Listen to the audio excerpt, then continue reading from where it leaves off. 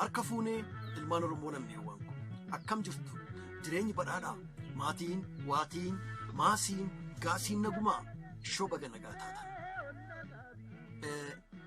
Qophiin abbaa gaammee torbanitti guyyaa tokko Elellaan Arts Promotioniin qophaa'ee kan isiniif dhihaatu ni jalqaba.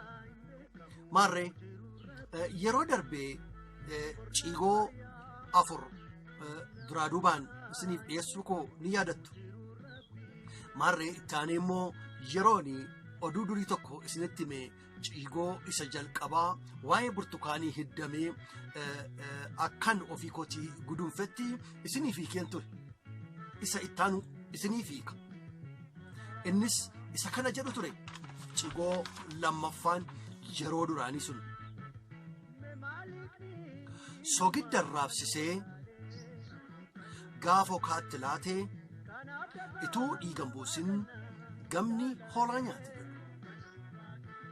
Dubbii dachaa ituu dhiigan buusin sorgoo soogidda gaafa itti kennee arraabsisee okaa yookaan marga kenneef gaafa goobsu yookaan coomsuu jalqabe namni kun ituu hablee mormarra kaa'ee hin qalin hoolaa kana nyaatee jechuudha.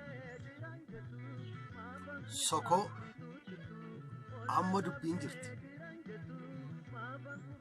Ituu dhiigan buusin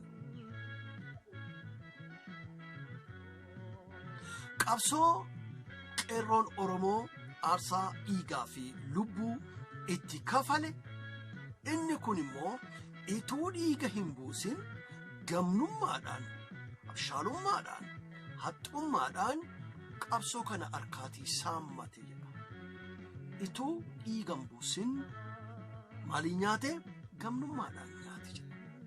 Hoolaa inni jedhu sun firii qabsoo sanaa yeroo ta'u dhiiga buusuu inni immoo aarsaa kaffaluu itti dhiiguu itti madaa'uu itti iraarfamuu kun kana keessaa tokkollee ituu hin dalagin abshaalummaadhumaan gamnummaadhumaan nyaate hoolaa kana jechuudha.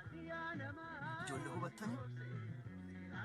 Egaatii ergan ammana jedheetii mee waa'ee oduu durii yeroo darbe immoo isinitti mee abbootiin attam gootan ijoollee keessanitti ergaa kana itti himtanii Oromoon durumaan eegalee hangam bilchaataa hawaasa waa fageessee argu akka ta'e itti himtanii barootaan fuulduratti waggoota hedduu booda waan ta'u akka Oromoon dubbachuuf tilmaamuu xiinxaluu danda'u itti himtanii innis dhugaa ta'e akka mul'atu itti himtanii ijoollee bara 5tu jira naan jetti dura koonkoo